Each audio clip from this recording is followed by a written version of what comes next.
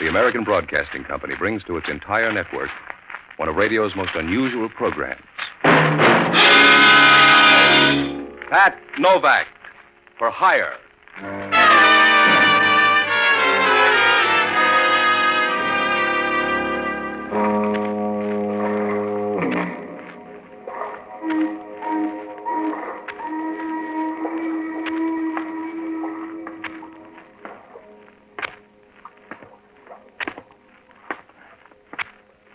Sure. I'm Pat Novak, for hire.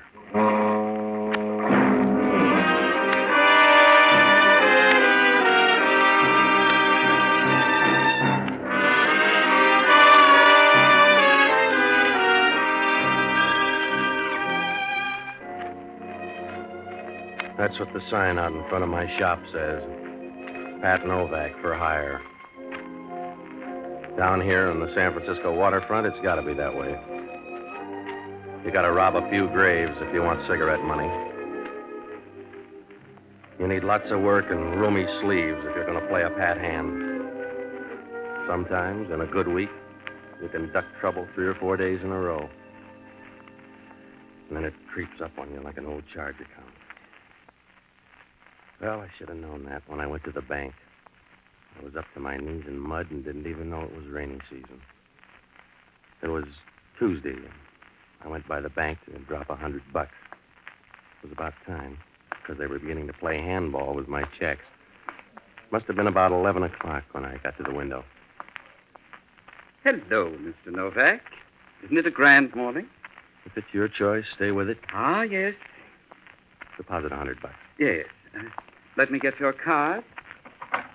It's right here, I think. Yes. Here we are. All right. $100. Give me a duplicate, will you? Certainly. My, this isn't as big as the last deposit. Look, Bloomer girl, just mark the slip, huh? Oh, I'm sorry, Mr. Novak. I guess I'm not used to $1,000 deposits. Mm-hmm. What $1,000? Your Friday deposit. I wasn't in here Friday. Oh, you must have been. The card says you put in $1,000 on Friday. Give me that card. What did Santa look like? What? Who put the dough in? What'd the guy look like? Oh, didn't you? No. Look, we'll double back and try to hang on this time, will you? I wasn't in here Friday. I don't know anything about an extra grand. Now, what did the guy look like? I wasn't on duty Friday. Yeah. I'm not even sure about the fellow today. What fella? There was a man in here to ask about the account. Did this good fairy have a name? No, just credentials. He was from the FBI. I see. Is there anything wrong, Mr. Novak? No, don't mind that complexion. I forgot my foundation cream.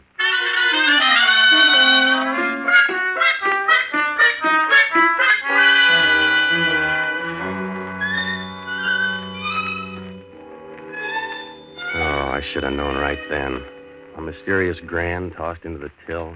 I didn't wake up to trouble. But I'm a smart boy who'd be the village idiot in a town the size of New York.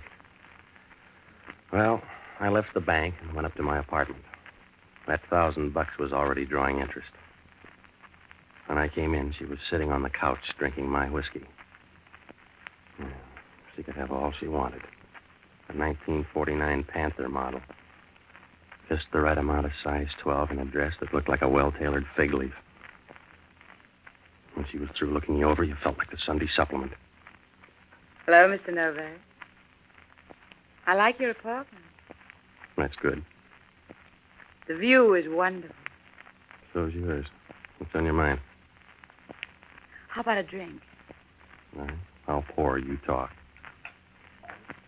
My name is Connie Riley. Make me one, too? Sure. As you were saying? My name is Connie Riley. Yeah, well, I've memorized that much. Go on. Oh, here's your drink. Thanks. Let's sit down. All right. Over next to me. I won't bite. That's too bad. Go on. Well, here's to your new bank account, Patsy. Look, sis, if you're here just for the field trials, all right, but if you got a bill of goods, trot it out. I will.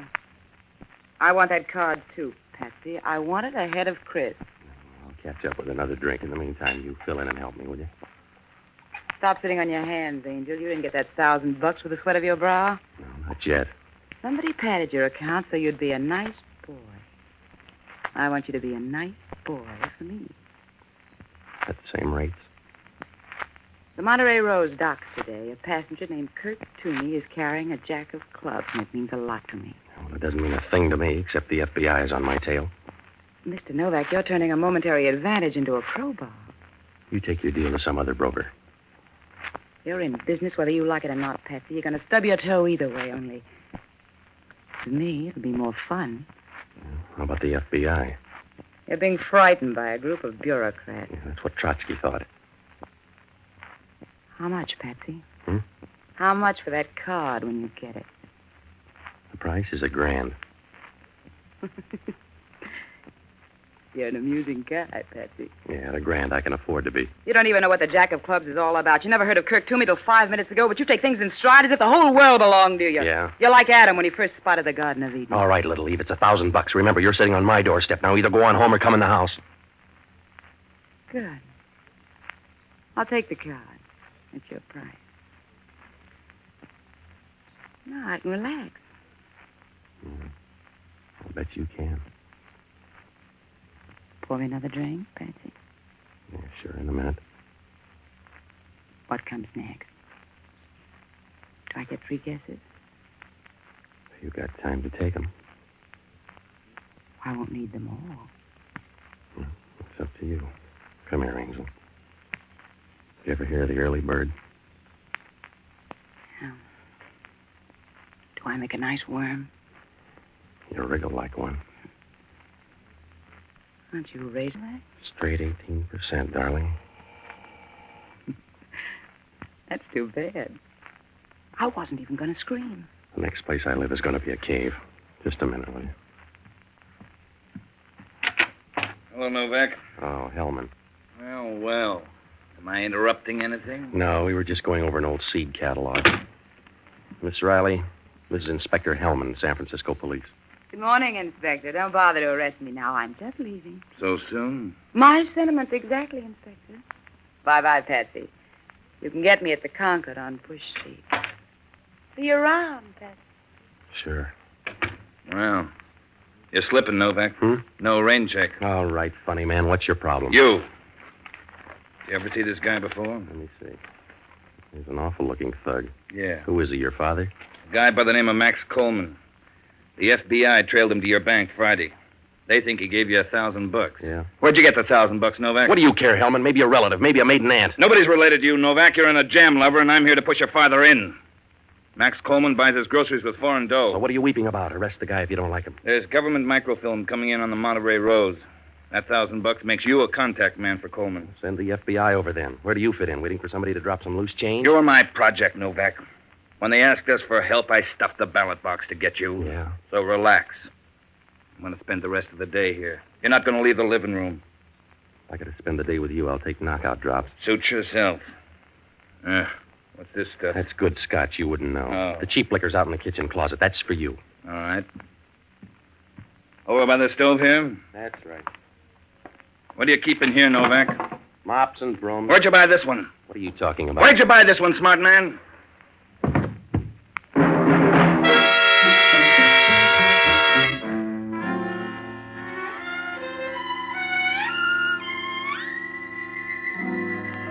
Hellman was right. I could tell right away it wasn't a mop. When Hellman pushed him out, he rolled out onto the linoleum. A dapper little guy, except for a piece of cord around his throat, tied in a funny knot. It was deader than a broken drum. Somebody pulled too hard on that piece of cord. The veins were standing out in his forehead, and his face looked like a road map lying there on the floor. He wasn't pretty. Hellman thought so, too. Who is he, Novak? Your father? I've never seen him in my closet before. Who is he, Novak? I don't know, Hellman. Finders keepers. You roll him. Yeah. Give me a hand. There's nothing there. Where's his wallet? You'll get there by instinct. Yeah, here it is. Oh, his name is Kirk Toomey. That helps. Who is he? The guy on the Monterey Rose? The one with the microfilm? I guess so. I thought you didn't know anything about it. How'd you know he came from the Monterey Rose? My dream book, Hellman. What happens now? Nothing. Except I'm on the case now, and you got trouble in a major key. You don't think I killed this guy? I don't know, did you? You better hop out and tail that girl. She was making herself at home when I got here. Yeah? How do I know you're not in it together? You don't, copper. Maybe she's Loeb and I'm Leopold. When you're through with her, you might hit the Monterey and start looking for a jack of clubs. Some more dream book, Novak? Everybody's looking for a jack of clubs, Hellman. It must be the end of the rainbow. That's where you're going to find that microfilm. In the meantime, you stay handy, Novak. I want to split you with the FBI. You don't think I'm going to take the rap for Junior here, do you? It says that in my book. Just relax until I'm ready to pick you up. I only have to find a couple of things. Well, that'll be a long time, Hellman. You can't find your hip pocket with radar. Yeah. I'll be around soon, Novak. Don't bother to pack your bags. You'll be traveling light.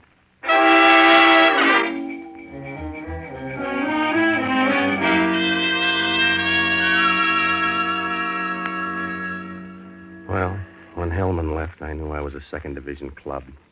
That phony plant in the bank, the tie-up with Max Coleman, and that stiff in the kitchen made me look real bad. I had to do something in a hurry because the way things stood, I had about as much chance as a lawn party in a monsoon. There were a lot of bases to tag, so I looked up Jocko Madigan, an ex-doctor who invented the hangover, but a good guy. I finally found him over in North Beach at a little joint called Lupo's. He was eating pizza with one hand and strangling a bottle of wine with the other. Hello, Patsy. Oh, Frank.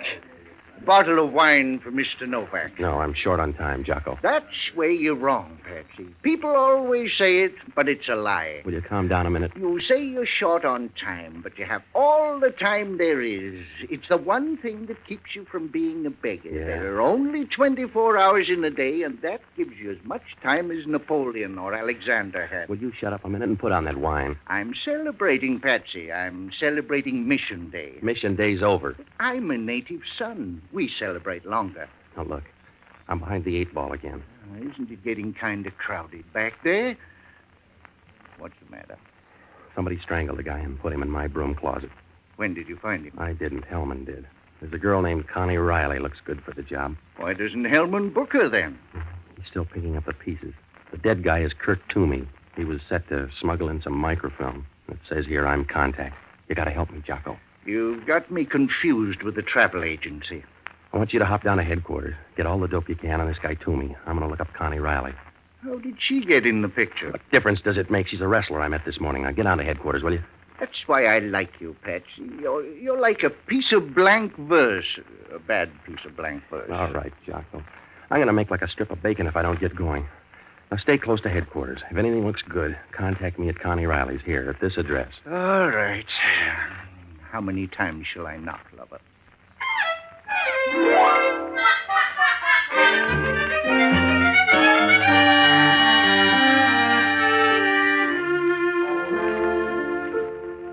I left Jocko and dropped by the apartment. I was smart and full of courage, like a field mouse at bay. The police had already been there. There was fingerprint powder all over, and the 2 bottles of whiskey were gone. They'd moved Laughing Boy out of the kitchen, and so I sat down trying to add things up. I had a short list of friends to see. Connie, Max Coleman, and whoever this guy Chris was. I had to show up with one of them or prove that Kurt Toomey hung himself in my closet. I was getting ready to borrow a piece of cord myself when the phone rang. Yeah. Hello, Novak. This is Hellman. I'm thrilled. What's on your mind? I just called on your girlfriend. What'd she say? Nothing. She wasn't there. Hasn't been there since 10 o'clock this morning. That's funny. Yeah? You know where she is? How would I know? Just thought she might be in your closet.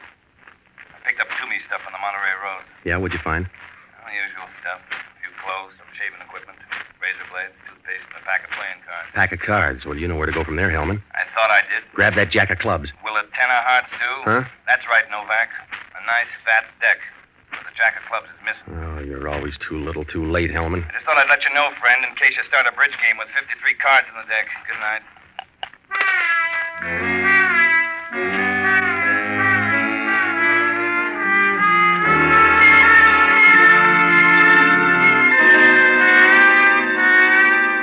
Oh, I was losing money fast, like a street carnival in Death Valley. Well, one of 2 things happened. Somebody got on that boat and took the jack of clubs while Toomey was at my apartment. Or maybe he brought it with him. If he brought it with him, Connie was a possibility. Or somebody that got there ahead of Connie. Well, anyway, I had to work fast now because whoever had that card wasn't going to put it on a Market Street float. About 10 minutes later, I cut across Union Square and up Bush Street. When I got to Connie's apartment, it was about 10 o'clock. I got in the back door and started through. She wasn't there, so I went to work looking for that jack of clubs. It was real easy. I tried the desk and then her bureau drawer. You know, that black chiffon's coming back in style because that's where I found the card. It looked nice nestling there. I put it in my pocket, and that's as far as I got. You run the lingerie counter here, Novak? You sound like a guy named Chris. If it makes you feel better. Should we put on the light? No. Let's don't put on the light. This gun might upset you. The police are looking for you, Chris. You need more than the dark. I understand they're looking for you, Novak. That Riley girl kind of put you on the spot. Tell you what I'll do, though. Yeah, you'll give me $1,000 for the jack of clubs.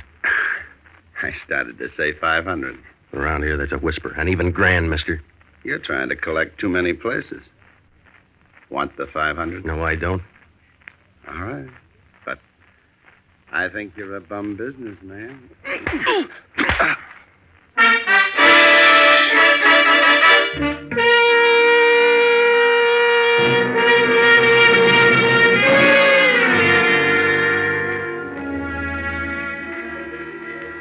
Jocko found me catnapping on Connie's bare rug. Must have been right after the sapping. When I woke up, Jocko was thumbing my head like a housewife with a bowl of margarine. I felt around and waited for him to put the floor in again. I reached in my pocket. The jack of clubs was gone.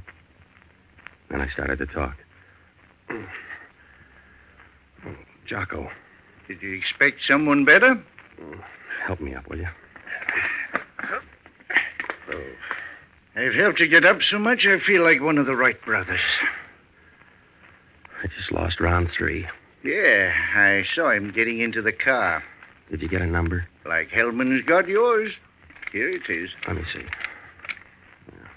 Anything break down at homicide? They got all the dope on Toomey. They had to piece it together. He had no fingerprint record, and they finally confirmed things with a set of false teeth. What does it prove? Nothing much, except you probably killed him. He was a foreign agent who picked up microfilm at Shanghai. Your girlfriend is pretty. Did they find her? Yeah. Dead? No, Patsy, you've got to stop thinking of people as being dead all the time. It's demoralizing. What'd she say? She denied knowing anything about Toomey. Jocko, I'm sure she killed that guy up in my apartment. I'd stake my life on it. Expertly put, Patsy. I think Hellman believes her. After all, she's the only lead. What about Max Coleman, the guy that rigged my bank account? Are they letting him die on the vine? I was getting to that. Your friend Max Coleman has disappeared. I thought he was being tailed. The kite got away. Here, use my aspirin.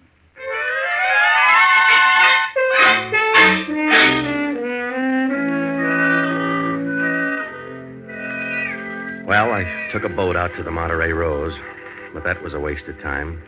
Hellman had it covered like a tarpaulin. I still had the license number to Chris's car, but that didn't do any good. Even if I found him, all I could do was point my finger. There were still a lot of things that didn't fall into place. One of them was, how come that jack of clubs was so easy to find in Connie's apartment? She hadn't hid it very well. But after all, maybe that was a habit with her. Well, things didn't look any better the next morning. I went into a restaurant next to the press club for some breakfast. The Chronicle was lying on the counter. We were in second place because there was a torso murder all over page 1. That second cup of coffee saved me because right after that, I spotted it on one of the back pages, a picture and a small story about some unidentified guy who'd been killed over in Oakland. I couldn't match the picture too well with Hellman's snapshot of Max Coleman, but it looked like my best break so far. I got over to Oakland, and I went straight to the morgue. The guy in the morgue was chatty. Which fellow you want to see? The unidentified guy, he must have come in last night. Sure. Down this way. Okay. How do you like our morgue? One of my favorites. It's bigger in San Francisco. Yeah, I figured that. Sure. Most people don't know that, but it's true. Bigger in San Francisco. Here we are, right here. Help me slide it out. Sure. Roller bearings makes it a lot easier. Yeah. Here, let me get that sheet. All right. Well. Recognize him? Yeah. What time did he die? Coroner's report here on the toe tag. About 11 o'clock last night. 2 gunshots. 38 caliber pistol. That's good. Don't look good to me. Was he a friend of yours? Relative or something? Yeah, a relative. He's my maiden aunt.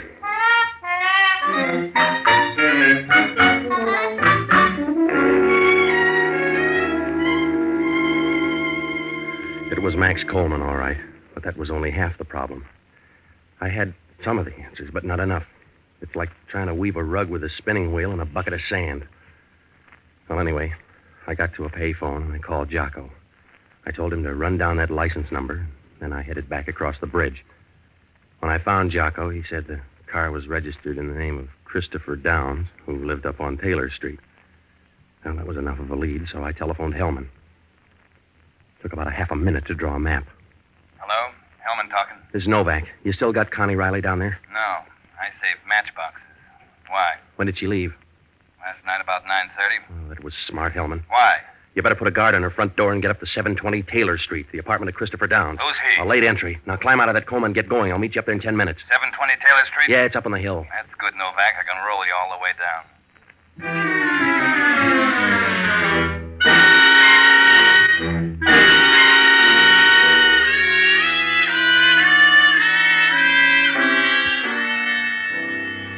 When Jocko and I got up to Downs' apartment, there was nobody home.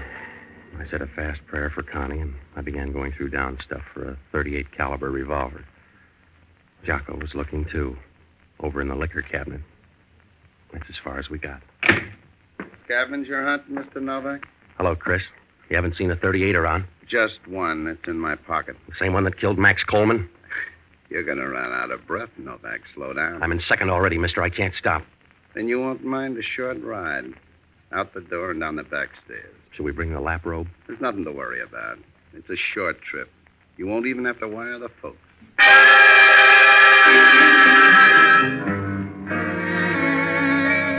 We went down the back way and into the garage next door. We started for a big car in the corner. All right. Get in. Out the airport road, Joe. Sure.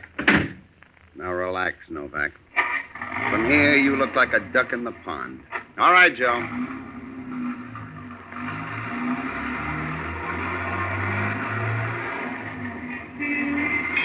Watch out, Joe. Joe! Watch out, there's another car coming in. You're right, Chris. It was a short ride. You all right, Novak? Stop acting like the mother hen, Hellman. Take this guy's gun. All right, mister, get out. Who is he? Christopher Downs. He killed Max Coleman last night. Does he convince you, mister? Not entirely. Well, that 38 will. The Oakland police have 2 slugs that fit that gun. You need more? No, I'm afraid you've got all the trumps, Novak. All right, let's go, you. Let's see you earn it, copper. Stop him, Novak! He ain't going far.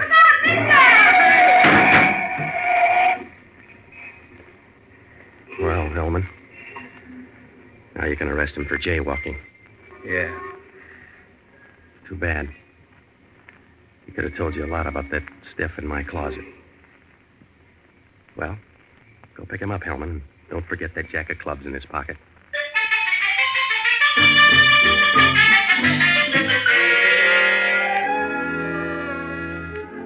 Well, it worked out all right. I left Hellman, dropped by headquarters to leave a note, and I went home to my apartment. Connie was there. The whiskey was out again. Oh, she looked real good sitting there in a white crepe dress. It was one of those tight-fitting babies that make a bathing suit look like a toga. I told her all about Chris and Max Coleman, and we forgot about everything but the Olympics.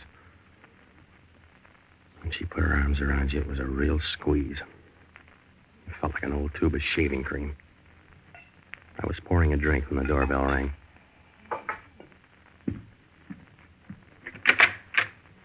Hello, Hellman. You ready, Novak? Sure. Well, don't stand there gaping. Arrest her for murder. Wait a minute. Slow down, Patsy. Sorry, chum. It's you or me. Now, be a nice boy. I am. That's why you go to Hellman. Come on, lady. You dig up an answer for that guy that you left in my closet? I didn't leave any guy in your closet. You'll have to say it louder, baby. They found the store. You bought the cord. That cord came out of your kitchen. You're a big mouth, Connie. Yeah. You can put that in boldface. How did you know? You're the only one who could have taken that jack of clubs here in the apartment. That and one other thing. Yeah? That knot in the cord was a funny knot. You got an elastic garter there. Too big. So you tied a knot in it. The same funny knot that choked Kirk to me. You're a funny guy, Novak. Yeah? You're nice. But you're hard to handle. I should have killed you and married you. Ready, Hellman?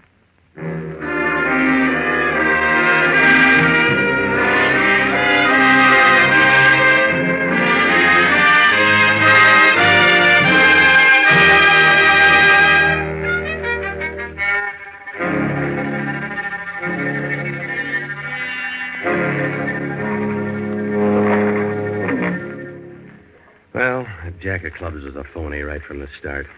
Somebody told Kirk Toomey to deal with me. When he came to my apartment, Connie was waiting. She got jumpy and killed him. I got there too soon, so she had to stall me off. When she got home, she found out that the jack of clubs was a phony. She left it in plain sight, and Chris gobbled up the bait. When he discovered there was no microfilm, he went gunning for Max Coleman. Max was an innocent thief lying low, waiting to buy it from me. So, all three of them were after a phony card. I began to suspect it was phony because everybody hung around. If it was the McCoy, Connie would have cleared out. Same for Chris. The microfilm? Well, it was in Hellman's desk, but he didn't know it. Jocko finally tumbled. The report said that Kirk Toomey had false teeth. And when Hellman picked up his stuff on the ship, it was a tube of toothpaste. You don't clean false teeth with toothpaste. Word must have gotten around that the microfilm was inside that jack of clubs, so Kirk crossed them up and put it in the tube of toothpaste. Well, that's all except they canceled my $1,000 deposit. Hellman said it was lucky I noticed her garter. Lucky? Well, she had to straighten her seams, didn't she?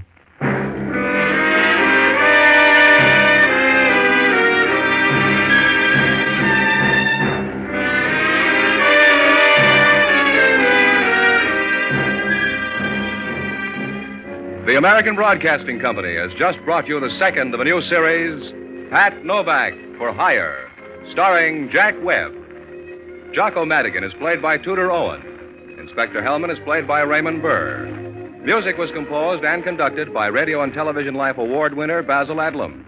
In our cast were Betty Lou Gerson, Victor Perrin, Ted DeCorsia, and Herb Butterfield.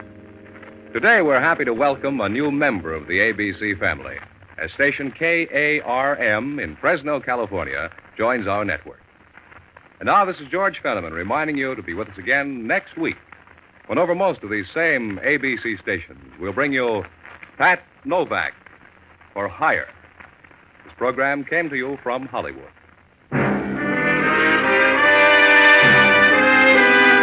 This is ABC, the American Broadcasting Company.